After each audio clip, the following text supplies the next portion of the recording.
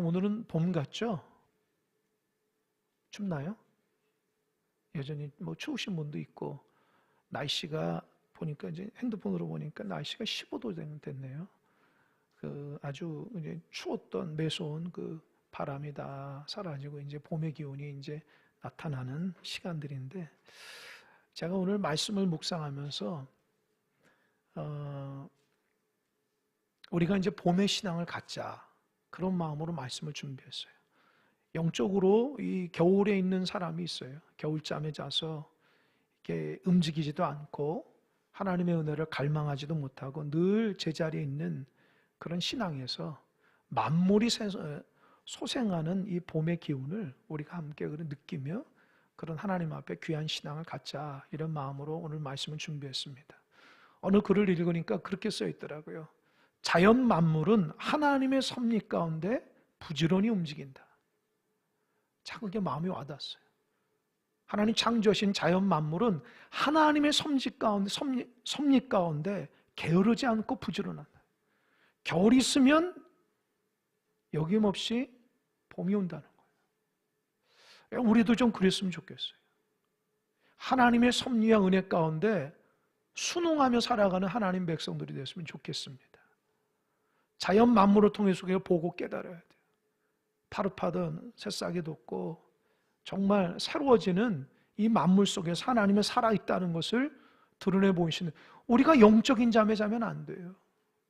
신앙이 좀 살아 움직여야 되는데 고착해 돼서 움직이지도 않고 영적인 잠에서 은혜도 받지 못하고, 그렇게 되면 신앙이 우리에게 무슨 유익이겠습니까? 그래서 오늘은 게으르지 말고 부지런하자, 그런 마음으로 함께 말씀을 나눕니다. 여러분이 오늘 본문은 그 잠언 말씀입니다. 이 잠언에 하나님께서 이 잠언을 우리에게 주신 이유가 뭐냐? 어리석은 자에게 지혜롭게 하기 위해서 주신 거예요. 여러분, 우리가 똑똑한 것 같은데 굉장히 어리석어요. 이 잠언에서 말하고 있는 지혜는 세상적인 지혜가 아닙니다. 내가 어떻게 하면 성공하고, 어떻게 하면 사람들에게 잘 관리하고, 어떻게 하면 내가 잘 살아갈까, 그런 얘기를 하는 것이 아니라 여호와를 경외하는 것이 지혜의 근본이라고 그랬어요. 그게 뭐죠? 여호와를 경외하는 거예요. 하나님의 기쁨이 되기 위해서 어떻게 살아가는 것이 하나님의 가장 귀한 삶인 줄을 말씀하고 있어요. 그러니까 전체적으로 얘기하자면 하나님의 기쁨으로 살아가는 사람이 사실은 성공적인 삶이에요. 하나님 없이 잘 사는 삶이 성공적인 삶이 아니라 하나님의 말씀대로 은혜 가운데 그 섭리 가운데 살아가는 것이 참으로 하나님께서 원하시는 삶이라고 얘기합니다. 오늘은 계미에 대해서 얘기하고 있는데요. 한번 읽어볼까요? 6절 한번 읽어볼까요? 6절 다 같이 한번 읽어보겠습니다. 자막 6절 좀 띄워주세요. 함께 읽겠습니다. 시작. 게으른 자여 계미에게 가서 그가 하는 것을 보고 지혜를 얻으라. 그래서 게으른 자여, 성경에서는 게으른 자여 부지런하라 이렇게 얘기하지 않고 개미, 곤충에 가서 좀 배우라는 거예요. 여러분, 자연 만물은 우리에게 교훈을 얘기하고 있어요. 아까 소대도 얘기한 것처럼 자연 만물은 하나님의 섭리 가운데 그대로 순응하며 살아갑니다. 근데 유독 인간만큼 참 하나님의 뜻대로 살아가지 못하는 존재가 없어요. 게으르고 나태하고 하나님 뜻에 반해서 불순종하고 죄를 짓고, 그러니까 게으른 자는 개미에게 가서 그 교훈을 보고 지혜를 얻으라는 거예요. 그 개미가 도대체 어떻게 살아가는지. 여기서 이 게으른 자라는 것은 히브리어로 아첼이란 뜻인데, 아첼이란 발음인데, 이게 이제 잠언에서 나오는 게으른 자가 세 가지가 있습니다. 혹시 여러분들도 이에 해당하는지 속으로 한번 생각해 보세요. 첫 번째, 아첼이라는 이 게으른 자의 첫 번째 의미는 핑계의 달인이에요. 아주 조금만 핑계가 있으면 절대로 움직이지 않아요. 잠언에 보니까 야 나가라 라고 하는데 나가질 않는다는 거예요. 왜요? 저 사자가 있을 것이라고 생각해서. 그러니까 게으른 자는 조금만이라도 핑계거리가 있으면 움직이질 않아요. 일을 하지 않는다는 거예요. 혹시 여러분들도 그런 분 있습니까? 신앙생활에 조금만 핑계거리가 있으면 그 핑계거리를 가지고 하나님 앞에 은혜의 삶을 살아가지 못하는 자들이 있습니까? 그 성경에서는 게으른 자라고 얘기해요. 두 번째 게으른 자의 특징은 뭐냐면 시작은 잘하는데 늘 끝이 흐지부지 돼요. 잠언에 보면 그래요. 나가서 열심히 사냥을 했거든요. 그 사냥을 한 거를 불로써 요리를 해야 되는데 사냥만 하고 요리를 해서 먹질 않는다. 그게 게으른 자의 특징이라는 거예요. 음식을 해놓고 수저를 가지고 그릇에 딱 담가서 떠서 입에 넣어야 되는데 수저만 담그고 입에 넣질 않는다는 거예요. 시작은 잘하는데 끝이 안 좋은 사람, 흐지부지한 사람, 성경에서는 그런 사람을 게으른 자라고 얘기합니다. 혹시 여러분 중에 그런 분 있어요? 세 번째, 이 아첼이라는 게으른 자의 잠언에서 세 번째 특징은 자기 합리화의 달인이에요. 그러니까 자기가 지혜롭지도 못하고 온전치도 못한데 지혜로운 사람 앞에서도 자기가 지혜롭다고 생각하는 거예요. 나는 저 사람보다 낫다라고 생각하는 거예요. 그러니까 어떻게 해요? 이 게으른 사람은 배울 수가 없는 거예요. 자기보다 부지런하고 자기보다 지혜롭고 자기보다 더 온전한 사람들을 통해서 배우려고 하지 않는다는 거예요. 그러니까 오늘 잠언에서 얘기한 게으른 자는 단순히 무슨 일을 못하는 사람이 아니라 이 세 가지 늘 핑계를 대는 사람, 시작은 잘하지만 끝이 흐지부지한 사람, 교만하여서 남에게 배우려고 하지 않는 사람, 그런 사람들에게 주어지는 하나님의 메시지라는 거예요. 그러니까 뭡니까? 저와 여러분이 주는 메시지라는 거예요. 여러분 스스로 나는 부지런하다 생각하는 사람이 있는데 오늘 말씀을 통해서 진짜 부지런한지 한번 보시기 바랍니다. 이 본문을 통해서 이 개미에게 가서 지혜를 얻으라고 하는데 이 개미에게 가서 지혜를 얻으라고 하는데 첫 번째 지혜가 뭐냐? 7절입니다. 7절 한번 읽어보겠습니다. 7절 시작. 개미는 두령도 없고 감독자도 없고 통치자도 없으되. 이 7절에서 말하는 개미의 특성은 주도성이에요. 따라요. 주도성. 개미는 두령, 명령하는 사람이나 감독자, 감시자나 이 권력을 가지고 있어서 잘하지 못하면 이렇게 벌을 주는 그런 사람이 없어도 늘 자기 주도성을 가지고 열심히 일한다는 거예요. 여러분 요즘에 그 아이들에게 있어서 자기 주도적 학습이라는 말이 참 많이 이렇게 있습니다. 그게 뭐냐? 아이들이 학원에 가서는 아주 열심히 하거든요. 그러니까 선생님이 가르쳐 준 거는 다 잘하는 거예요. 그 앞에서는. 학교에서도 마찬가지고. 그런데 막상 자기가 실제적으로 시험을 봐서 풀려면 몰라요. 왜 그럴까요? 선생님이 가르쳐 준 거는 다 아는 것처럼 느낀다는 거예요. 근데 자기 스스로 그 문제를 풀어내는 방식을 끙끙대며 고민하며 그 문제를 풀어서 그 문제의 가치를 알아야 되는데 그냥 선생님이 쉽게 가르치니까 자기도 다 잘하는 줄 알아요. 그래서 고등학교 때 열심히 공부했던 아이들이 대학을 가게 되면은 좀 당황스러워요. 초기에. 왠지 아십니까? 고등학교 때는 선생님도 열심히 하라 그러고 부모도 열심히 하라, 다 열심히 하라니까 어쩔 수 없이 열심히 하거든요. 근데 대학을 가면 이제 자유롭잖아요. 그러니까 자기 스스로 찾아서 해야 되는데 그런 습관이 안 된 거예요. 놀랍게도 신앙인들도 그런 분이 있어요. 뭘 시켜야 하지 않은 거예요.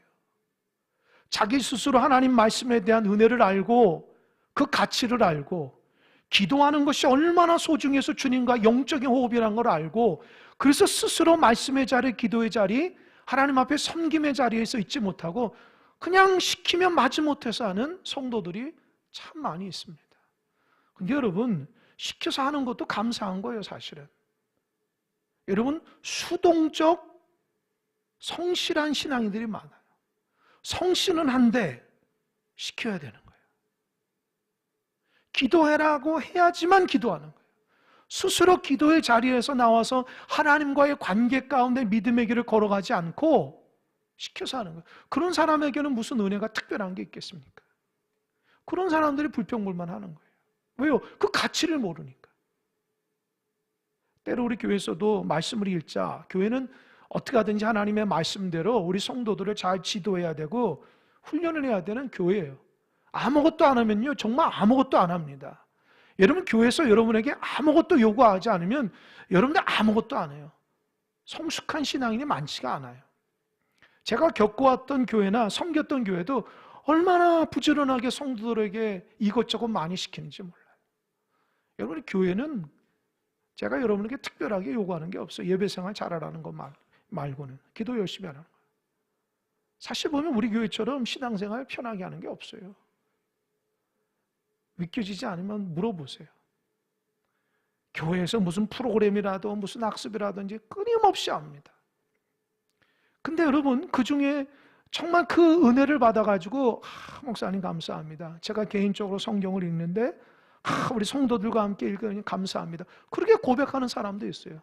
근데 그 중에서는 읽는 것 자체가 게으르니까 힘들어하는 사람도 있다. 신앙이 여러분, 목회자가 꼭 있어야 되고 목회자가 이렇게 권면해야지만 움직이는 사람은요, 성장이 잘 안 돼요. 스스로 하나님의 은혜를 받고 말하지 않더라도 하나님 앞에 예배를 사모하고 말씀의 가치를 알고 이 섬기고 하나님 앞에 교회 공동체에서 믿음으로 살아가는 거 얼마나 소중한 걸 아는 걸 그 깨닫는 게 신앙이거든요. 그러니까 성도들이 자기 자신도 모르게 주도성을 잃어버리는 거예요. 신앙의 주도성을 잃어버려요. 그러다 보니까 어떻게 마음속에 짜증이 일어나는 거예요. 불평함이 일어나는 거예요. 그 가치를 모르니까. 여러분 자신 한번 잘 생각해 보십시오. 예배도 내가 하나님의 관계에서 드려지는 거예요. 목회자가 하라 그래서 누가 하라 그래서 드려지는 게 아니라고요. 워낙 예배를 안 하고 워낙 하나님 앞에 온전치 못하니까 목회자가 하나님의 권위로 예배생활 잘합시다라고 권면하는 거예요. 그것도 하나님의 은혜입니다. 성경을 보면 자기 주도적으로 은혜 가운데 신앙생활하는 사람이 많아요. 첫 번째 볼까요? 룻기에서 보면은 그 룻이라는 사람은 모압 여인이었어요. 그 모압 여인이 나옴이라는 시어머니가 유대에서 모압에 와가지고 그 룻이 나오미 아들하고 결혼했죠. 근데 그 아들이 죽었어요. 그러니까 신랑이 죽은 거예요. 룻에게는. 그러면 시어머니 나오미가 룻에게 이제 너 고향으로 가라 라고 얘기하니까 룻이 뭐라 그럽니까? 아닙니다, 어머니. 어머니가 가시는 곳에 내가 가고 어머니의 하나님이 나의 하나님이라고 고백해요. 어머니가, 시어머니 나오미가 같이 가자고 얘기하지 않았어요. 저기 예루살렘 같이 가자고 얘기하지 않았어요. 유대 가자고 룻은 자기의 생각할 때에 시어머니가 믿는 그 신앙이 정말 귀한 것이라 느낀 거예요. 그래서 고백을 한 거예요. 어머니가 가시는 곳에 나도 가겠습니다. 어머니의 하나님이 나의 하나님이라고 고백하니까 자발적으로 나오미가 어머니를 따라 가게 되죠. 거기에서 결혼하게 되고 그 여인이 이방 여인이지만 나중에 예수 그리스도의 메시아의 그 계통에 있는 귀한 족보에 들어가게 되는 거예요. 자발적으로 주님의 은혜를 믿음으로 살아가게 되니까 이방 여인도 하나님의 은혜 가운데 쓰게 되는 거예요. 여러분 자발적인 신앙생활 하시는 여러분 되시길 바랍니다. 자발적으로 하는 거예요. 은혜 받고 하는 거예요. 시켜하면 불평불만 이만큼 나온다고요. 그런 사람들이 무슨 봉사하거나 그런 사람 신앙생활하는데 은혜가 되겠습니까? 하나님의 은혜의 가치를 모르는데 평생 그렇게 수동적으로 신앙생활하는 사람들은 하나님의 은혜를 받지 못해요.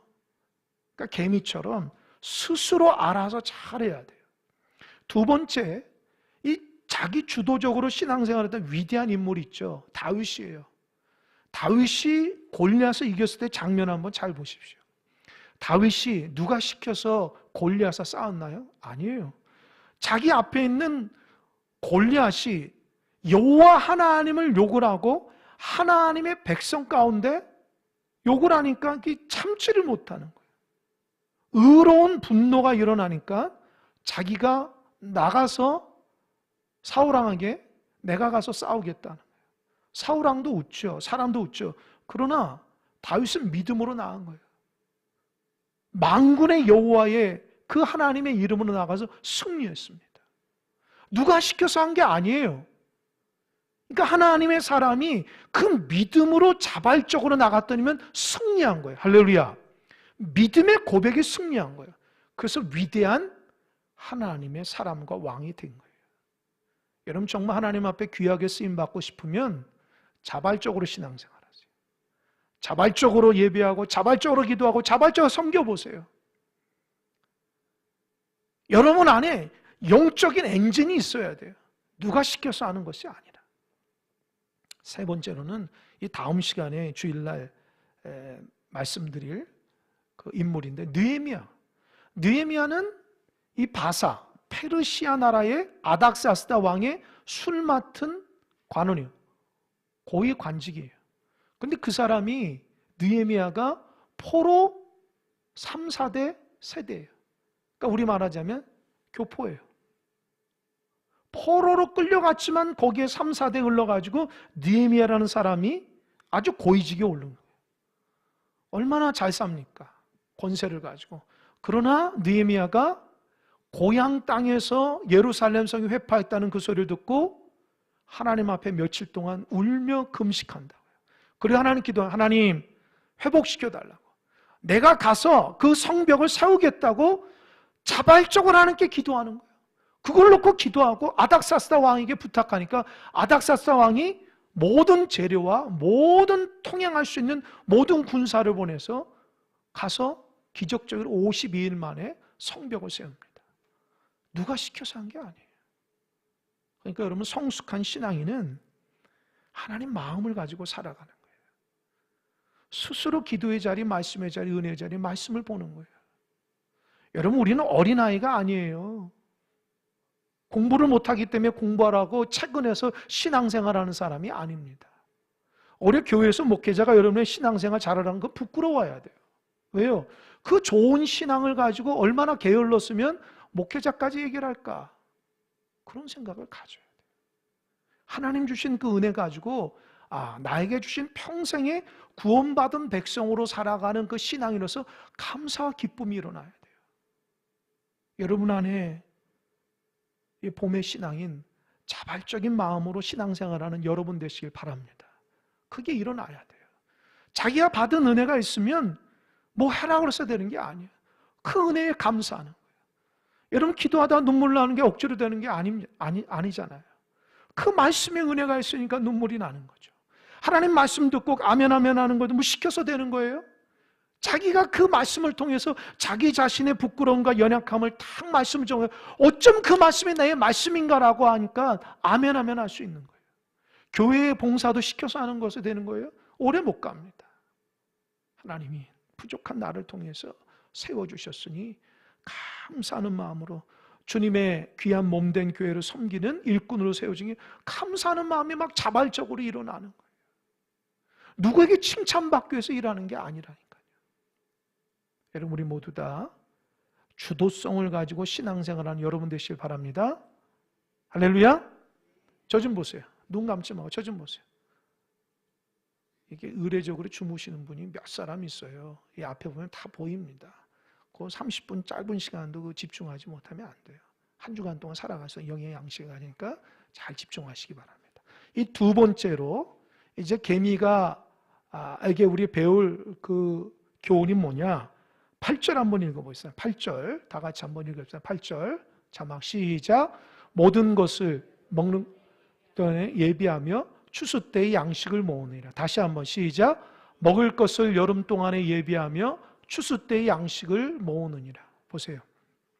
개미는요, 따라요. 준비성. 개미는 준비하는 거예요. 개미가 열심히 여름 동안에 일하는 이유가 뭔지 아세요? 추수할 것을 예비하는 것인데 일하지 못할 겨울이 오기 때문에 그래요. 개미는 아는 거예요. 겨울이 되면은 일하지 못하니까 여름 동안에 열심히 일해서 추수를 해야 되겠다는 거예요. 여러분, 신앙생활도 마찬가지예요. 은혜 받을 때 은혜 못 받으면 안 돼요. 하나님의 은혜를 받을 때 은혜를 못 받고 하나님 앞에 은혜 받지 못하고 신앙생활하게 되면 참 그들의 모습은 안타까울 따름이에요. 다 은혜 받는데 본인만 은혜를 못 받아요. 다 기도의 응답이 있는데 자기만 응답이 못 받아. 얼마나 억울한 거예요. 모두 다 기쁨을 하나님 앞에 찬양하며 감사하는데 본인만 불평불만하면 되겠어요? 제가 이 말씀을 준비하면서 하나님 저에게 그 하나를 탁 떠오르게 하더라고요. 제가 교회 학교 다닐 때에 그 선생님이 했던 말씀이 아주 훌륭한 선생님이었어요. 그분이 뭐라 했냐면 우리 초등학생 우리들에게 뭐라면 야, 너희들 항상 열심히 기도해라. 너가 이렇게 항상 열심히 기도해야지 어려움 올 때 그 기도가 너를 살린다. 너희들 항상 말씀을 잘 묵상해라. 그 말씀을 마음속에 새겨야지 고난이 올 때에 그 말씀이 그 고난을 이겨낸다. 아주 훌륭한 선생님이세요. 아직도 귀에 생생합니다. 그 선생님은 진짜 우리 어렸을 때 본이 되는 선생님이었어요. 늘 우리에게 붙잡으면 기도하는 거예요. 다른 말 하지 않아요. 그냥 축복하고 기도하는. 우리 교사들 잘 들으십시오. 아이들에게 이것저것 말하지 마시고 그냥 붙잡고 기도해 주세요. 그 아이들이 여러분의 기도를 통해서 보고 배울 겁니다. 하나님 말씀을 잘 전달해 주세요. 그 어린아이가 그 선생님으로도 들었던 것이 나이가 이렇게 들어가지고 장년이 돼서 아직도 기억나는 거예요. 왜 항상 우리가 기도해야 되는지, 어려움이 올 때에 기도한 사람은 이겨나갈 수 있다는 거예요. 왜 우리가 항상 하나님의 말씀을 묵상하며 내 마음속에 담아야 되는지, 준비해야 되는지, 어려운 문제가 있을 때 그 말씀으로 이겨나가는 거예요. 평상시 기도하지 않고, 평상시 예배하지 않고, 평상시 하나님의 말씀으로 살아가지 않는 자들은 그냥 우르르 무너지는 거예요. 하나님의 존재가 없어요. 그 문제를 해결하기 위해서 이리 뛰고 저리 뜁니다. 좌절하고 낙심하게 돼요. 그러나 하나님의 말씀을 묵상하고 늘 믿음으로 살아갔던 하나님의 사람들은 육체적 질병이나 영적인 곤비함이나 여러 가지 가정적인 어려움이 있을 때에도 하나님을 신뢰하게 되는 거예요. 그 하나님이 나의 하나님이고, 하나님이 나의 구원자고, 하나님의 나의 산성이시고 반석이시고 나의 생명이라고 고백할 수 있는 거예요. 여러분들 준비된 믿음의 신앙인들 되시기 바랍니다. 은혜 받을 때 은혜 받아야 돼요. 은혜 받을 때 혼자만 은혜 받으면 그 입에서 무슨 말이 나오겠습니까? 아유, 기도했더니 아무 소용이 없어. 그게 누구의 말입니까? 말씀은 아는데 나에게 아무 적용이 안 돼. 그거 도대체 누구의 말입니까? 하나님을 사랑하고 하나님의 은혜 가운데 믿음의 길을 걸어갔던 자들이 고난을 만날 때에 하나님은 나의 생명이십니다. 하나님 나의 모든 것입니다. 하나님 우리 가정의 인도자이십니다라고 고백하는 입술로 바뀌어야 돼요. 늘 준비되어서 부지런하게 하나님의 뜻대로 살아가는 자들에게 주어지는 축복입니다. 게으른 자에게는 그런 말이 나오지 못해요. 성경에도 늘 준비됐던 하나님의 사람이 있어요. 요셉 같은 사람. 우리가 알잖아요. 요셉은 꿈의 사람이었잖아요. 근데 형들이 요셉을 시기 질투해서 애굽에 팔았잖아요. 그 요셉이 애굽에 가서도 감옥에 가서도 여러 가지 힘들고 어려워서도 늘 하나님의 은혜 가운데 늘 성실하게 살아가니까 하나님이 주목하셨잖아요. 이 애굽의 바로 왕이 꿈을 꿨는데 이 나라의 어떤 사람도 꿈을 해석하지 못합니다. 근데 요셉이 그 바로 왕의 꿈을 해석하며 하나님의 지혜로, 그 꿈은 뭐냐면 7년 동안 풍년이 있다가 또 7년 후에는 흉년이 있다는 거예요. 그러니까 그 말을 듣고 바로 왕이 앞으로 7년 동안 있을 때에 잘 준비하자 그런 거예요. 요셉의 말대로. 다른 나라는 풍년을 있을 때 먹고 마시며 그냥 허비했지만 애굽은 풍년이 있을 때에 잘 준비했다고요. 그러니까 흉년이 있을 때 7년 동안 다른 나라는 아주 고통스러웠지만 애굽은 평화로웠고 다른 나라에서 돈을 가지고 와서 그 음식을 살려고 하니까 애굽은 그 흉년의 때에 어마어마한 부강한 나라가 된 거예요. 여러분, 준비되는 하나님의 사람이 되시길 바랍니다. 나중에가 어디 있어요, 여러분? 지금 은혜 받지 못하는데 나중에 어떻게 하겠어요? 지금 헌신하지 못하는데 나중에 헌신할 수 있을 것 같아요? 그런 법이 없어요, 여러분. 지금 내가 은혜 받고 지금 내가 헌신하고 지금 내가 하나님의 말씀 앞에 순종해야지 나중도 잘 되는 거예요. 예수님께서 마태복음 25장에 보면은 그 마지막 때를 얘기하면서 비유로 열처녀에 대한 얘기를 했어요. 혼인잔치가 있는데 이 신부의 들러리들이 이 등을 들고 기다리는 거예요. 신랑이 오면은 이게 맞이하려고. 근데 신랑이 언제 올지 몰라요. 근데 지혜로운 여인들은 이 등뿐만 아니라 기름도 준비한대. 어리석고 게으른 여인들은 등만 준비한 거예요. 그냥 금방 올 줄 알고 준비하지 않았어요. 근데 막상 신랑이 딱 오니까 준비한 여인들은 5 여인들은 그 기름을 준비함으로 신랑을 잘 맞이하고 이 5 여인들은 준비하지 못하니까 혼인잔치에 못 들어가는 거예요. 이것이 주님께서 우리에게 마지막 세대를 살아가는 우리에게 지혜로입니다. 마지막을 잘 준비하라는 거예요. 평상시 하나님의 은혜와 말씀 가운데 살아가는 사람들이 언제 하나님께 오시더라도 준비된 사람이 돼야 돼요. 하나님 나 조금만 더 세상에서 방황하고 세상에서 즐기다가 이제 신앙생활 할게요. 그런 분 있어요? 늦어요. 늘 하나님의 은혜 가운데 살아가야 됩니다. 하나님 우리에게 준비하라고 말씀하셨으니까 언제 주님이 오더라도 준비된 마음으로 살아가게 돼요. 놀랍죠? 성경은 마지막을 얘기하고 있어요. 그런데 우리는 신기하게도 마지막이 없는 것처럼 살아간다. 주님 앞에 심판대 앞에 딱 선다는 거 그런 거를 염려하지 않고 살아가요. 그러니까 지금 나에게 주어지는 그 누리는 것만 잘 누리고 괜찮게 살면 된다고 성경은 절대로 그렇게 얘기하지 않아요. 또 그것도 신앙이라고 얘기하지 않습니다. 마지막을 잘 준비하라는 거예요.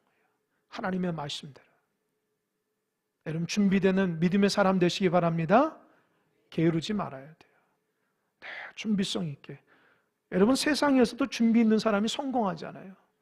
막 닥쳐가지고 일하는 게 무슨 일을 할 수 있겠어요. 네, 조금씩이나마 준비해서 자기의 실력을 잘 쌓아서 마지막에 힘을 발휘할 때 아주 최선을 다하는 거예요. 세상에서도 그런 사람이 성공하는 거죠. 날마다 운으로 살아가는 사람이 있어요? 안 됩니다. 신앙인들은 운으로 살아가는 게 아니에요. 하나님 앞에 성실성을 가지고 살아갑니다. 세 번째로는 따라해보세요. 위험성. 이게 9절에서 11절입니다. 9절에서 11절까지 함께 읽겠습니다. 시작. 게으른 자여 내가 어느 때까지 누워있겠느냐? 내가 어느 때에 잠이 깨어 일어나겠느냐? 좀 더 자자, 좀 더 졸자, 손을 모으고 좀 더 누워있자 하면 내 빈궁이 강도같이 오며 내 곰핏이 군사같이 이리리라. 보세요. 이 9절에서 11절까지의 말씀은 준비되지 못한 자의 모습과 나중에 망한다는 거예요. 특별히 10절 자막 한번 보세요. 이 게으른 자의 특징은 좀 더 자자, 좀 더 졸자, 손을 모고 좀 더 눕자 이렇게 자꾸 핑계를 댄다. 혹시 그런 분 있어요? 여러분 이 10절에서 알 수 있는 그 교훈을 찾는 그 단어가 있어요. 스누즈 버튼이라는 말이 있어요. 스누즈 버튼. 이 스누즈 버튼이 뭐냐? 여러분 알죠? 알람 알죠? 알람. 그 제 알람 버튼이에요. 자막됐습니다. 여러분 아침에 이게 일찍 학교를 가거나 직장을 갈 때 자기 시간에 딱 맞추잖아요. 저도 이제 새벽에 4시에 알람을 있고 5분마다 또 서너 개 있습니다.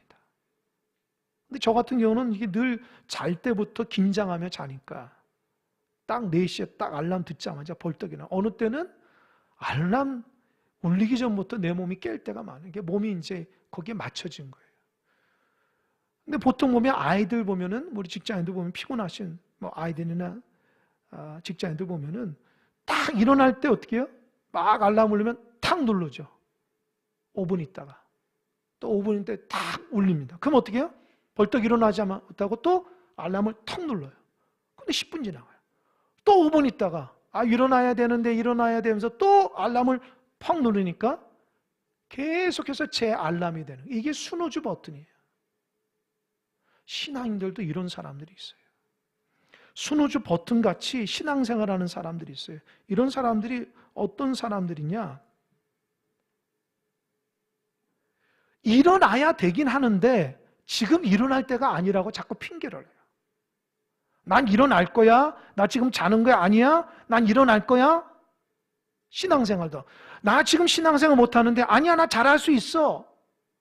내가 이제 열심히 할 거야. 내가 하나님 말씀에 순종할 거야. 나 게으르고 나태하지 않아. 할 거야, 할 거야. 그런 말만 하고 하질 않아요. 자꾸 제 알람 버튼만 탁탁 눌러요. 하나님 주신 그 말씀과 기도 가운데 순종하지 않아요. 아, 이제 나 할 거야, 이제 나 할 거야. 나 할 겁니다. 그러면서 제 알람 버튼만 계속 눌러요. 그러니까 이 제 알람 버튼은 스누즈 버튼이 신앙인 사람의 특징이 뭐냐면 깨어있는 것도 아니고 자는 것도 아니에요. 늘 흐리멍텅한 거예요. 어정쩡한 거예요. 그러니까 신앙의 모습이 그거예요. 영적으로 깨어있는 것도 아니고 영적으로 깊은 잠에 있는 것도 아니에요. 늘 중간에 있으니까 회색지대 같이 신앙생활하는 거예요. 주님 그러죠. 차거나 덥거나 하라는 거예요.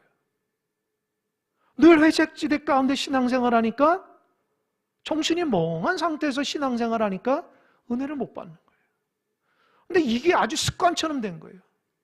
항상 일어날 때마다 제 알람 버튼을 탁탁탁탁 누르는 사람은 신앙생활에도 부지런함이 없어요. 늘 게으르고 나태하기 때문에 조금만 자, 조금만 눕자, 조금만 이런 신앙의 패턴을 가지고 살아가기 때문에 무슨 일을 하더라도 늘 허겁지겁 한다고요. 은혜도 못 받아요. 여러분 그런 분이 있어요? 조심해야 돼요. 그렇게 신앙생활 하다가 주님께서 갑자기 오시면 어떻게 할 거예요? 갑자기 고난을 당하면 어떻게 할 거예요? 하나님이 주신 은혜를 사모하는 마음으로 조금 더 자자가 아니라 조금 더 하자. 5분이라도 조금 더 주의 말씀으로 묵상하고 5분이라도 더 기도하고 5분이라도 주의 성전을 살피고 5분이라도 내가 구역 식구들을 위해서 기도하고 5분이라도 가정을 위해서 섬기고 그런 5분만이라도 내 삶을 하나님의 은혜 가운데 부지런함으로 살아가는데 자꾸 5분 늦추다 보면은 내 인생이 어떻게 되냐? 여러분 스누즈 버튼으로 살아가는 사람들은요 나중에는 자기 주도성이 없었기 때문에 이 버튼이 자기를 지배해요. 아무것도 못해요. 그것이 나를 지배하게 돼요. 그러니까 신앙이 자기 주도성이 없으니까 늘 끌려다니게 돼 있어요. 그러다 보니까 어려움이 한순간에 팍 주저앉게 되는 거예요.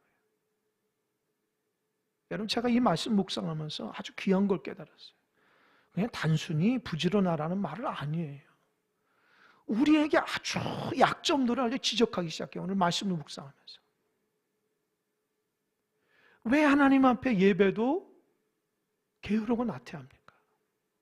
하나님은 여러분과 하나님의 만남을 축복의 그 시간이라는 거예요. 목회자가 시키면 누가 시켜서 안 들은 게 아니에요. 수요 금요도 하나님께서 여러분을 불러주시는 초대하기 때문에 불러주는 예배라고요. 새벽도 마찬가지죠. 그것을 딱 선을 그고 나 5분만 난 이런 거 안 나가 난 그러신 분 있어요?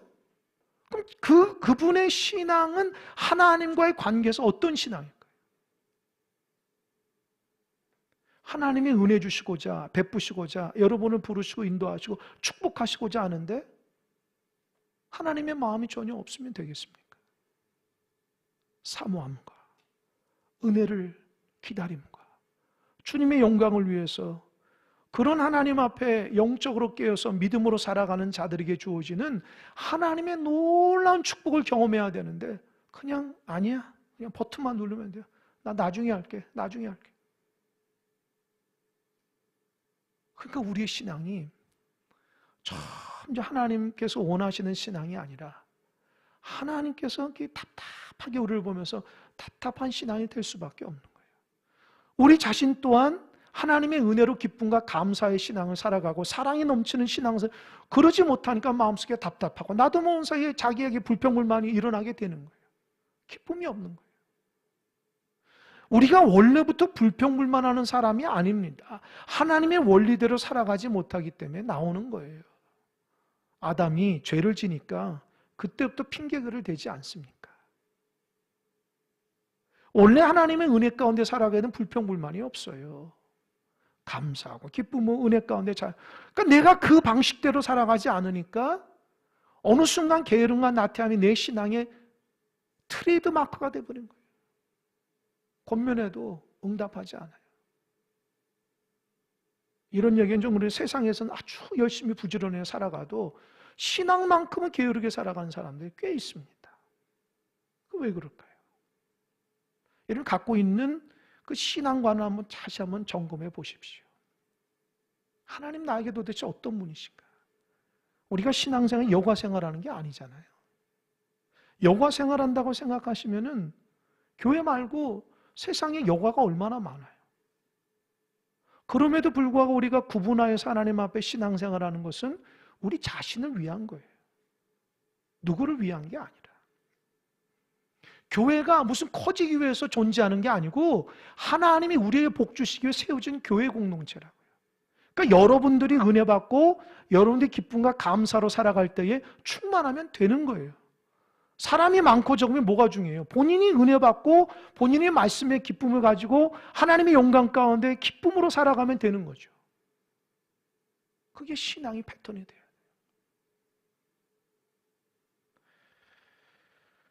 마지막 11절 한번 보겠습니다. 함께 읽겠습니다. 시작. 내 빈궁이 강도같이 오며 내 곰핏이 군사같이 이리라.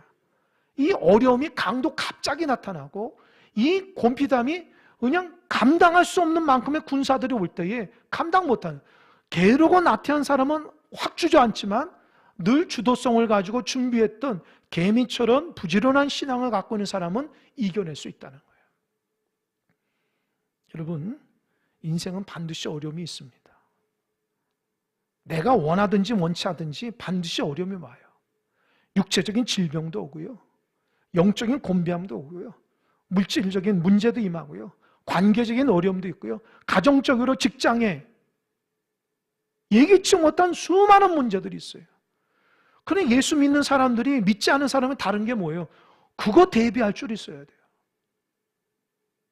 하나님 앞에 예배하고 기도하는 사람이 세상의 방식대로 살아가면 교회 다닐 이유가 있나요?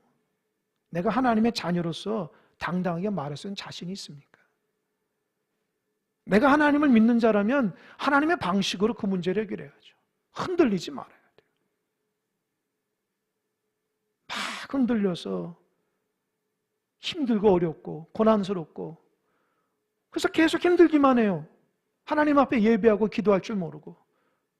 그는 그가 평상시 하나님을 어떻게 생각하고 신앙은 어떤 패턴으로 살아가고 있는 걸 보여주는 거예요.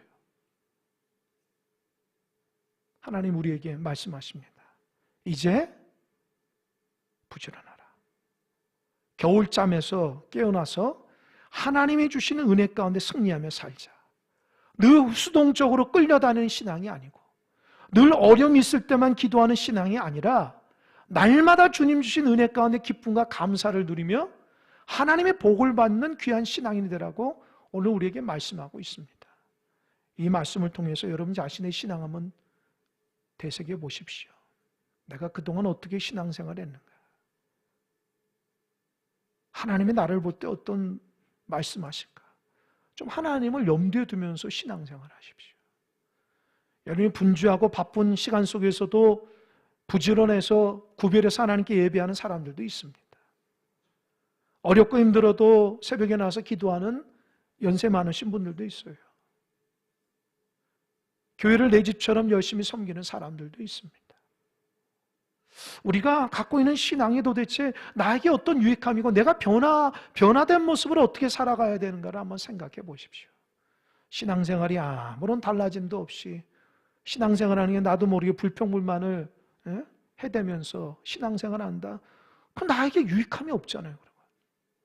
그 신앙이 나를 좀 귀하게 여기고 복되게 내 인생에 정말 너무 행복하고 즐겁고 그런 마음으로 신앙생활하는 것이 정말 참다운 신앙인데 왜 우리는 그걸 느끼지 못하는 사람도 있을까?